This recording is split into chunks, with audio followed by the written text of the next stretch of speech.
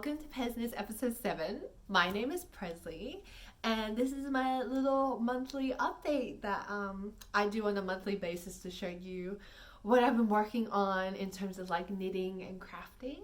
I hope you've been well. I hope you had a nice June. I had a pretty nice June. Okay, so I have a lot to show you and I'm really excited. Before I do, I just want to thank all my current subscribers and encourage you to subscribe if you haven't already. I would really appreciate that. So I think I'm going to start on whips. Okay, so I'll just start with the biggest thing, which if you've been watching my previous episodes, you may already know about it. And it is my Kai Fella sweater that I'm knitting for my partner. So this month I have finished the back, which is here. Stunning. And then I also recently, like I think last week or early this week, I completed the front, which is here. So you can see like this is where the neckline is right here. I have like a knitting needle holding the live stitches, but here's the neckline. And this is the front of the sweater. And now I'm up to the sleeves. However, I've gotten up to a section of the pattern and I'm not quite sure like what it's asking me to do. I don't know if I'm overcomplicating it in my mind, but I've read it like a million times and I wasn't able to like interpret what it wanted me to do. So I've actually messaged the designer, Knitwits and Yarns, like to clarify on that part of the pattern for the sleeves. And yeah, I've yet to hear from them. It's only been like a day, so like I don't expect that, but yeah.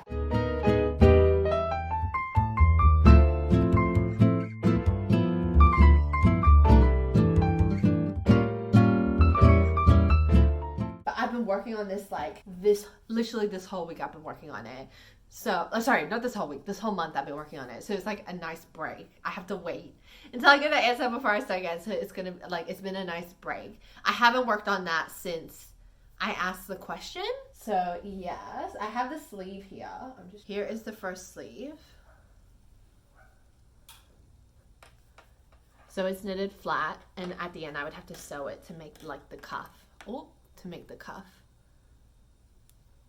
But yeah, waiting to hear back on that, but I'm really happy on how it's turning out. It looks huge, but it's really not. When I put it like up against my partner, especially the front of it, I like held it up against him and it looks like it's gonna fit really well, so I'm super excited. I made a vlog about that. It's like a separate video where I did like a project vlog and I took you through all the steps from me choosing colors all the way to where I'm up to right now. So if you have any questions, like go over to that video or just comment down below, whichever one is easier for you. Okay, moving on to my other whip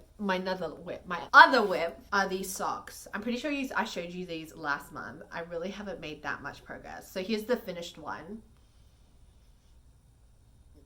Beautiful striping on her. And then this is the one I'm knitting, the second one. And I finished the heel flap and the heel turn, but I've kind of run into some problems. Of course I have. So I'll show you it. So you can see I'm holding it upside down, but right here is the heel and I've done the heel, like the heel turn here. But when I was knitting this, I was like looking at it and I was looking at the heel and I was like, this looks different. And so I grabbed the first sock and I looked at the heel and I was like, wait a minute. I'm gonna show it to you to see if you can tell the difference. I feel like it's pretty obvious, so anyway. So here's the first sock. I'll cover my face. And then here's the second sock. Spot the difference. Now hopefully you can see. This one has like columns of almost like ribbing, columns of ribbing, while this one is more like a broken rib heel. And I have no idea what's happened. I don't know which one's right. I don't know which one the pattern intended on having and which one's wrong. But I only noticed it after I finished this heel. And I kept telling myself, I was like, Presley, do not rip it out. Do not rip it out. Because like, who's gonna be looking at my heel when I'm wearing the sock? Like, no one's gonna know. I'm gonna have a shoe on. And even if I'm walking around in the socks, like no one's gonna be like, oh, why do your heels not look the same? So I just left it. But I actually particularly like how this one turned out. Like, I think it's really interesting. And I feel like in the previous video, I kept going on about how interesting this heel was. So potentially I might have made some weird mistake and the heel is not meant to look like this. Anyway, whatever, like it is what it is. But as you can see, I haven't made that much progress at all. And I feel like it's because as soon as I found that mistake on the heel, I was like, naughty corner, I don't want to see you. I'm putting you away for the rest of the month. Like, I don't want to talk to you. So I have a feeling that's what's happened. And that's why I didn't make so much progress on this. So hopefully I'll pick it up again within the coming month. Now, my third whip kind of ties in with like a Stashquisition. So I was visiting my local secondhand shop. And I know in my previous episode, I kept going on and on like, oh, I've got so much acrylic wool. Like, I need to get rid of it. Blah, blah, blah. Well, I went to like the knitting and yarn section and I came across this. I'm going to try and be really careful so I don't make crinkling noises. So I came across this and it's full of Paton's Big Baby and 8-ply. And it's like in this beautiful like oatmeal, like beige, light sand color. It's like really interesting, like the color. It's a bag of 5 for $15, so $3 a bag. And I couldn't help but like think, more baby clothes. More baby clothes. So if you watch my previous episode, I've been working on some baby garments to donate, and I've like knitted 2 cardigans, and I've got another cardigan which is like a whip. I have to sew buttons. So when I saw this bag, I saw it as like an opportunity of I could make more baby cardigans and like hats and booties and whatever, because look how much yarn there is. Each ball is 100 grams. Like, this is like so much yarn. And so of course I bought it. Like, how could I not? Obviously. So I purchased it, and then I came across this ball, which is the exact same type of yarn, just in this beautiful like turquoise, like sea green, bright color. And then when I put these 2 colors together, how could I say no? So this was just like a random ball. Like, it was just by itself. So I was like, I'll buy it. So then I can use it as like a contrast color with this. So like if I wanted to do color work or stripes, I can just use this color. And they look so good together. And the colors are like unisex, so any baby could wear it. And I'm like, okay, I'm buying it. So I ended up buying them. And so I casted on a baby sweater, and I'll show you. It's kind of hard. I need to swap over to a longer cord needle. It's really difficult, but it's a sweater. Like, you can see that this is like the neckline, and the bottom blue part is like the shoulders. I haven't split for the sleeves yet. I'm almost there. And this is the Mindless sweater. I'm not sure who it's by. I'll put it down below. But it's a really good pattern. Like, it is Mindless. Like, it sold me. It sold me as soon as I saw Mindless. I'm like, yeah, I'm doing that. And it's free. And it's very in-depth. And there's 3 sets of sizes. So there's like the kids. Sorry, not the kids. Like the toddler pattern. There's the kids pattern. And then there's the adult pattern. So yeah, it's like real. I super recommend it. It is Mindless. Like, I promise you. It is Mindless. You just keep increasing. Like, there's no German short rows or anything. Like, so I'm really excited to see how this turns out. And I was actually on the train today and I was knitting on this, which is why it looks like I think I did like a lot on the train. Finished objects, I have none. Because I was working on my Kai fella so much. I didn't get to finish any of my other whips that I have. So, but yeah, I'll move on to Stashquisitions. Here I am buying more yarn when I haven't finished the projects that I have. Anyway, like, I feel like that's everyone's vice. You just keep buying yarn, but you don't ever get through the ones that you have already. The boring ones first. So I went to another secondhand store, not near me, it was like somewhere else. And I ended up finding these circular needles. This one is a 4.5 millimeter and it's Knit Pro. And I got these for $2, and it's it's a 40 centimeter cord. So this is really good for like collars and maybe like when you're starting a sleeve when it's a bit wider. And this one is a 3.75 and it's 16 inches, which I think, is that 80? I think that's 80 centimeters. I don't know, maybe. This one, I've never seen this brand before. I've obviously seen Knit Pro before. I feel like that's a really famous brand. I've never seen this one before. It's called Pearls. And it's like white, and it's like the color of a pearl, like the material, like it's like shiny. So that was really good. And I also bought these stitch holders, And this is like a little mini one for like little baby sleeves. I was like, oh my god, that's so good. It's like a little, really little tiny one. For reference, like it's that big. And then this one's like kind of a medium-sized one. I had a large one, but I've lost it and I'm so annoyed. So I'm really happy I got these. And I got these for $2. There's 2 of them, so I got them for $2. That was really good. And I actually got a third pair of knitting needles like a couple of days ago from a different secondhand shop. This is making me sound like I go to secondhand shops like every single day.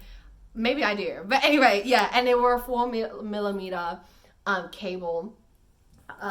cable circular needle. But it didn't come in a packet, so I wasn't sure what size they were. But I just bought it because I was like, I'll use it. Do you know what I mean? Like, I can never have enough of these. And then I took it home and I like measured it by looking at the needles that I have. And I'm pretty sure it's a 4mm. And I think it's 60cm like length.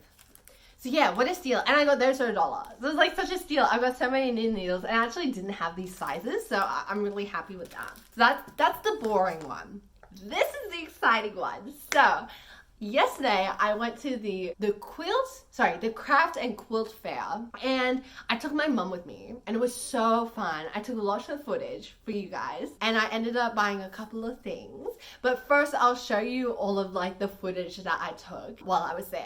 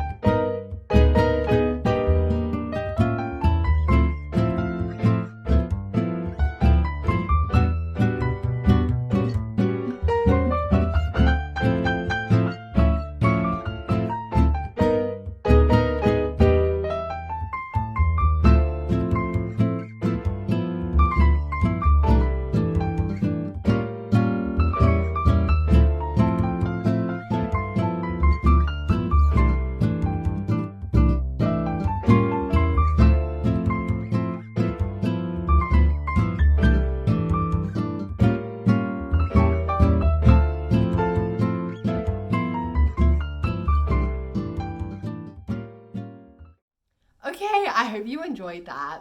That made me want to learn how to quilt so bad.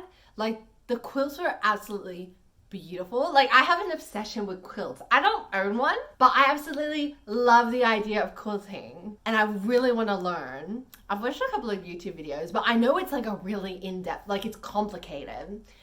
Anyways, that was like really inspirational. But there were all different kinds of stalls and vendors there.